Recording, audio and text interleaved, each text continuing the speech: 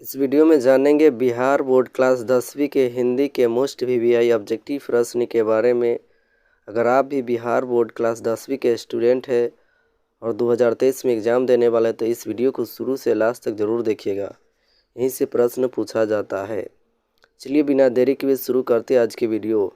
पहला प्रश्न, आशा दीवार किसकी रचना है? तो आशा दीवार गुरु नानक जी की रचना है। डी नंबर इसका राइट आंसर हो जाएगा। आशा दीवार किसकी रचना है? तो गुरु नानक जी की। अच्छे से याद रखना है आपको। यही सारे प्रश्न आपको एग्जाम में मिलेगा देखने को। अगला प्रश्न है, सत्य के साथ मेरे प्रयोग किसकी रचना है? काफ़ी महत्वपूर्ण प्रश्न, इनको अच्छे से याद रखना है। सत्य के साथ मेरे प्रयोग किसकी रचना है? तो महात्मा गांधी जी का है। डी नंबर इसका राइट आंसर हो जाएगा। अगला प्रश्न है, वीरेन डंगवाल की रचना है। तो वीरेन डंगवाल जी की रचना क्या है? हमारी नींद है। ये आपसे प्रश्न में पूछा जाएगा कि हमारे नींद पाठ के लेखक कौन है? तो वीरेन डंगवाल जी है। अच्छे से आपको याद रखना है। अगला प्रश्न है, देवी जागरण कहाँ हुआ? तो देवी जागरण गरीब बस्तियों में हुआ। ए नंबर इसका राइट आंसर हो जाएगा। देवी जागरण कहाँ हुआ? तो गरीब बस्तियों में हुआ। अगला महत्वपूर्ण प्रश्न है, माँ कहानी का कहानीकार कौन है? यानी माँ कहानी के रचयिता या लेखक कौन है? तो इसका राइट आंसर हो जाएगा बी नंबर, ईश्वर पेटलिकर। ईश्वर पेटलिकर के द्वारा लिखा गया है माँ कहानी। अच्छे से आपको याद रखना। अगला प्रश्न है, मंगू को पागलपन का रोग कब से था? तो मंगू का पागलपन का रोग जन्मजात था, यानी जन्म से ही था। अगला प्रश्न है, नेपाली भाषा की लिपि है। तो नेपाली भाषा की लिपि क्या है? देवनागरी लिपि है। और हिंदी भाषा की लिपि क्या है? तो देवनागरी है। अच्छे से आपको याद रखना है।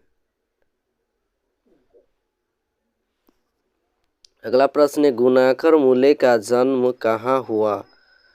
तो गुणाकर मूले जी का जन्म महाराष्ट्र में हुआ। महाराष्ट्र में किनका जन्म हुआ? तो गुणाकर मूले जी का जन्म हुआ। काफ़ी महत्वपूर्ण प्रश्न है, अच्छे से आपको याद रखना है। अगला महत्वपूर्ण प्रश्न है, नाखून क्यों बढ़ते हैं के निबंधकार कौन है? तो नाखून क्यों बढ़ते हैं के निबंधकार आचार्य हजारी प्रसाद द्विवेदी जी है। आचार्य हजारी प्रसाद द्विवेदी जी है नाखून क्यों बढ़ते हैं के लेखक।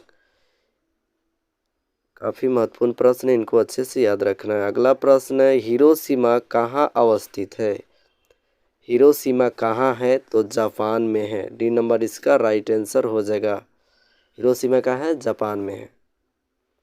अगला प्रश्न है, अशोक के फूल किनकी रचना है? काफ़ी महत्वपूर्ण प्रश्न है। तो अशोक के फूल की रचनाकार है सुमित्रानंद पंत जी है।